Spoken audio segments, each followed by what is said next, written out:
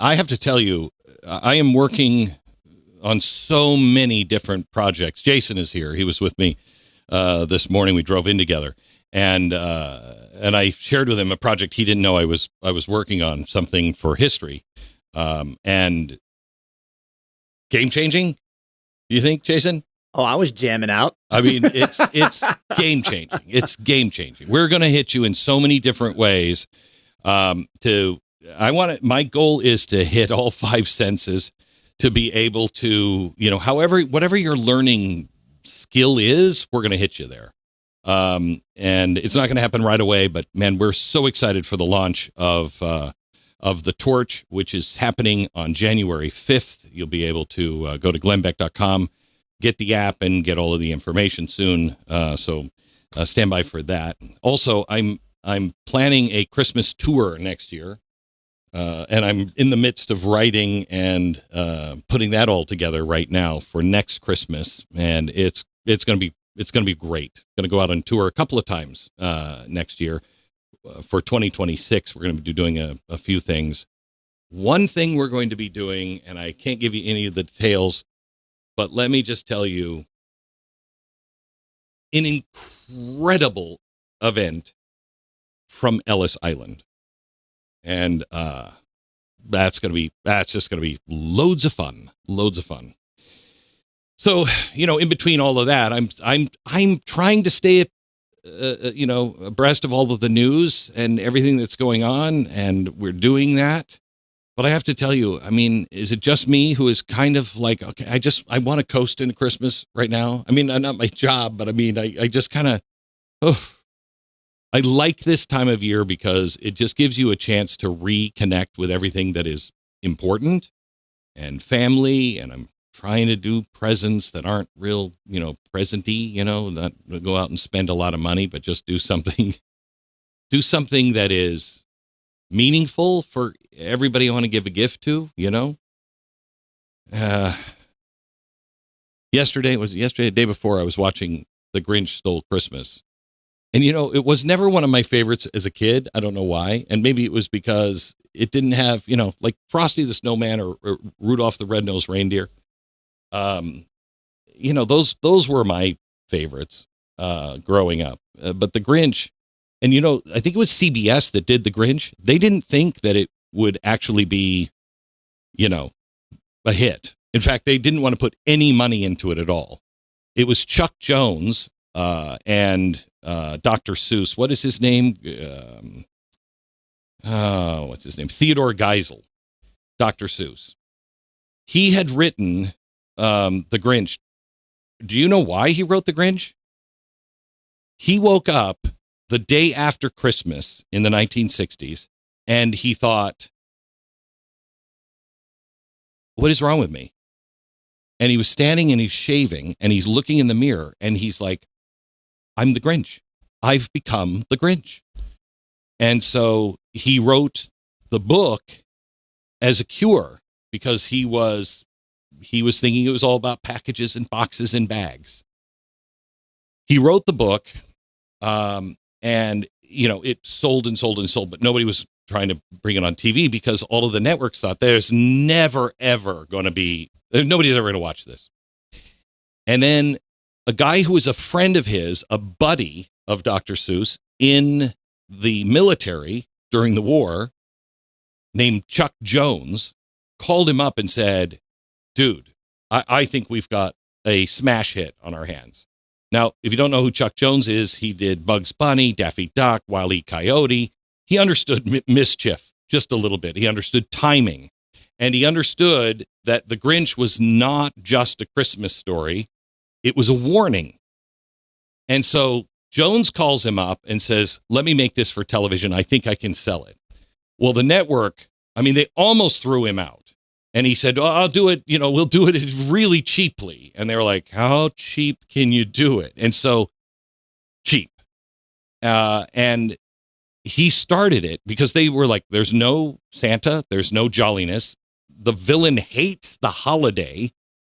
But he said, I can do it really, really cheap. And the network gave them almost no money to do it, but he kept planning and he kept animating.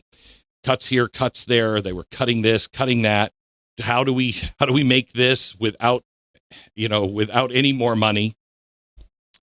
And the network kept saying no to him on money because they were like, we're not even sure this is ever going to be seen. Then the first miracle of the Grinch happened. Boris Karloff heard about it. Now, if you don't know who Boris Karloff was, he was the king of horror. He was Frankenstein. He was the Mummy. He's just great. And he said, "Are you really making this? I'd like to narrate it." And so he volunteered to narrate it. Now you have Boris Karloff. Now the network is like, okay, maybe we have something. Okay. But then they had to do music.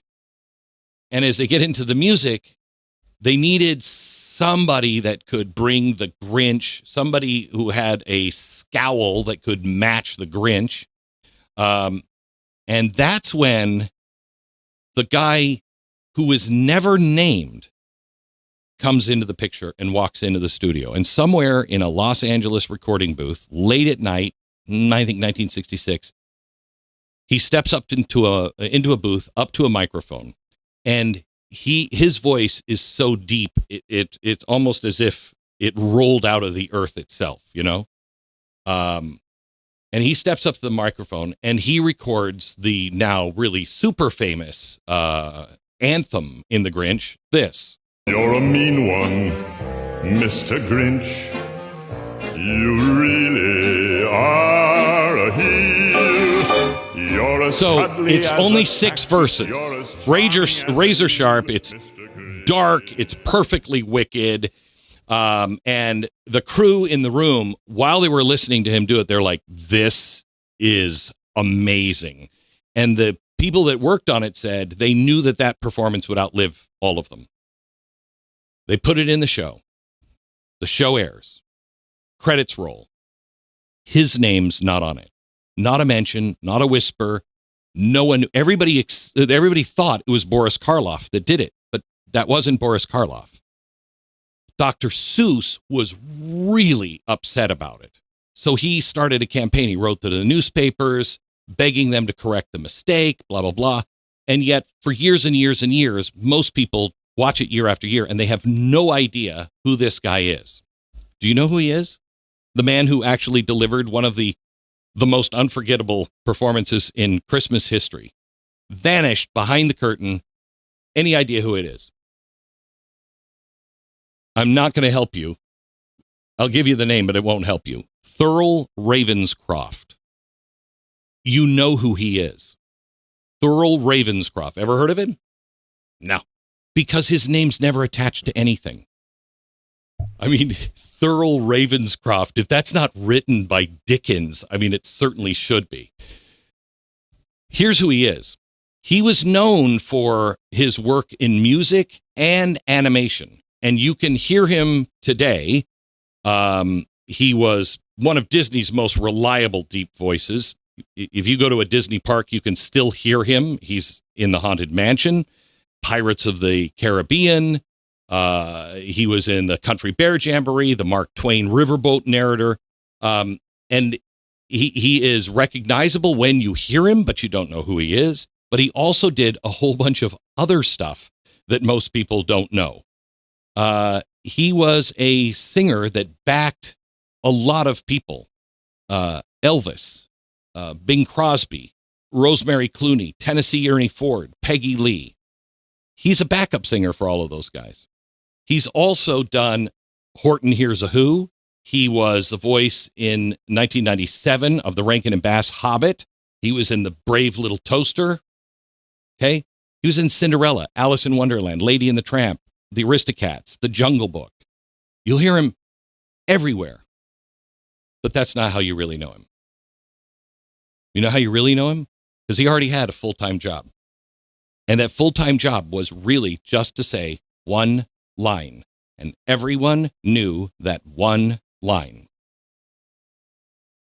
Here's that one line. They're great. Tony the Tiger.